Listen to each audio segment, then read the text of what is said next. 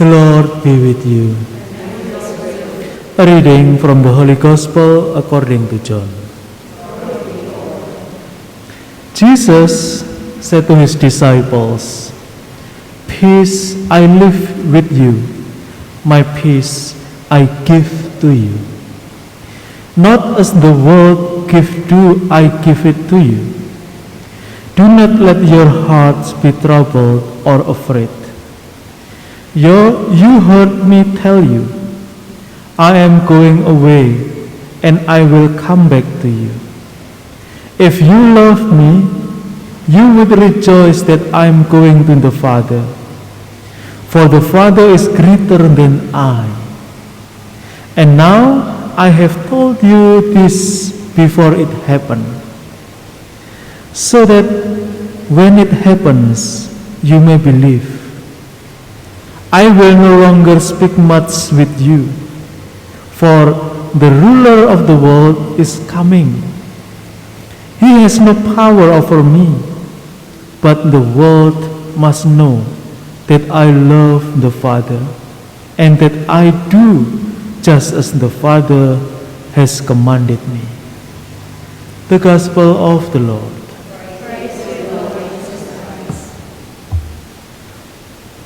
My dear brothers and sisters, when we heard the word of peace, or when we think about peace, something that come up the idea is freedom. Freedom from conflict, from worry.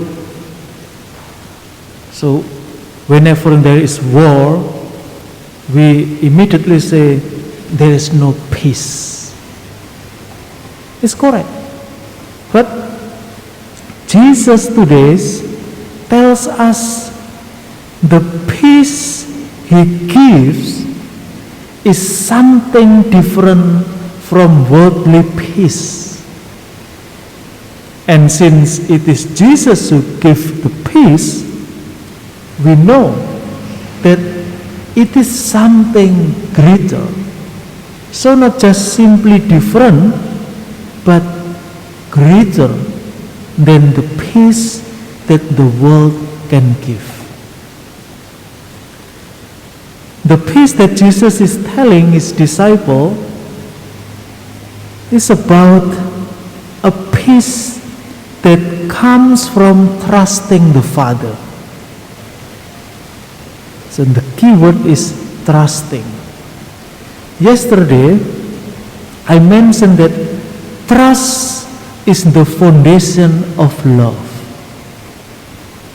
So we will understand that love and peace, there is connection. And also trust is the foundation.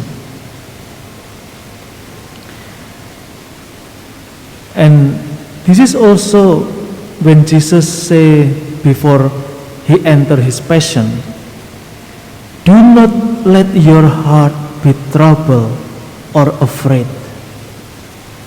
So the key that Jesus mentioned, why we always afraid?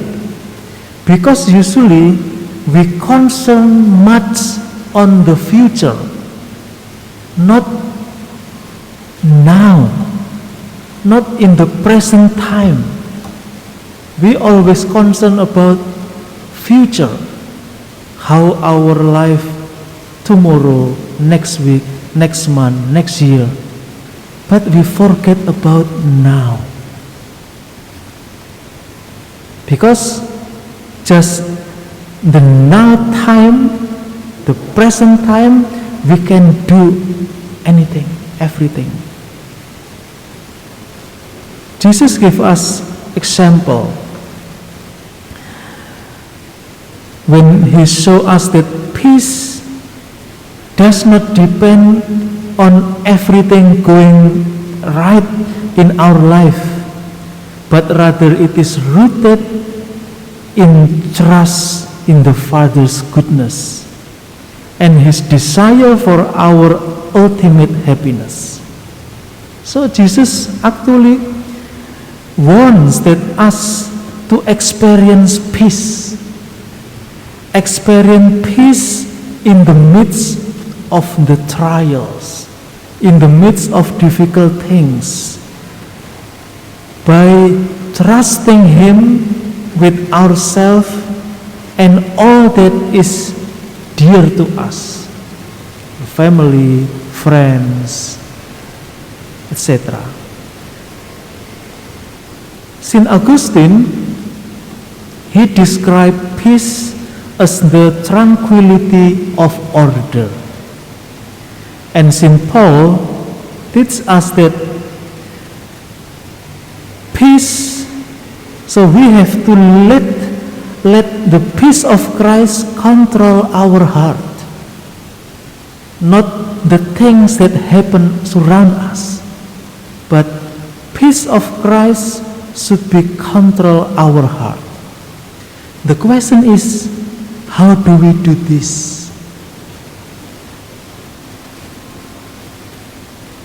We allow the peace of Christ to be formed within us as one of the fruit of the Holy Spirit.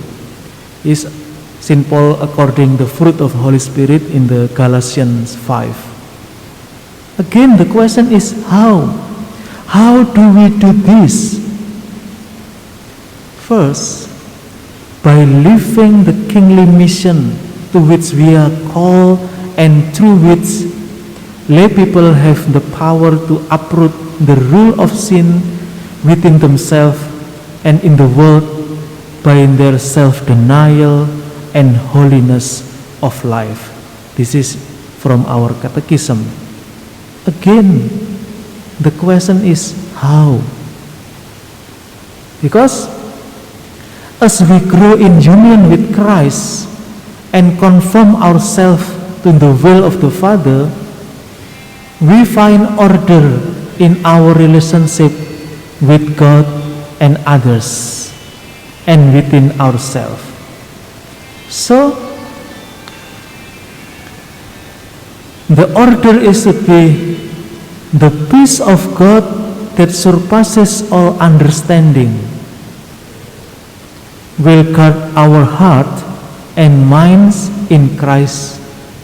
So, should be relationship with God and with others. The cross relationship, the order. So my dear brothers and sisters, we can ask ourselves, where in our life do we need order in order to experience greater peace? Every people, every person, every family have different things. Some maybe for their family members, from some about maybe job, works, some about future, many things. But first, let God be rulers in our life. Just like what St. Paul tell us, let the peace of Christ lead us in our life. Amen.